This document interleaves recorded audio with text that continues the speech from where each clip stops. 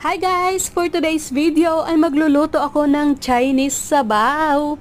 Napakasimple, healthy at maganda ang benepisyo sa katawan. Ang iluluto kong sabaw ay ang cilantro soup. Masarap ang ganitong klaseng sabaw at budget friendly pa.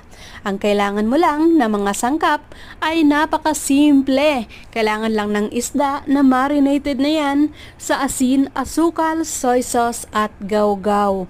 Kailangan din ng cilantro. Medyo maraming cilantro para medyo malasa. Hi guys! For today's video ay magluluto ako ng Chinese sabaw, ang cilantro soup. Masarap ang ganitong klaseng sabaw, healthy at maganda ang benepisyo sa katawan. Napaka-easy pang iluto at budget friendly talaga.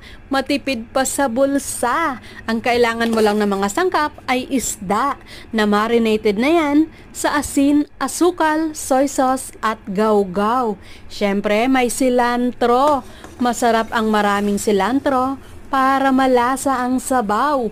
Maglalagay din ako dyan ng black egg o century egg. Medyo kakaiba nga lang ang amoy ng ganyang klasing itlog. Napaka-easy pang iluto ang ganitong klasing sabaw. Nagpakulo-kulo lang ako ng tubig, nilagay ko na ang isda. Ilalagay ko na rin ang black na itlog. At ilalagay ko na rin dyan ang cilantro.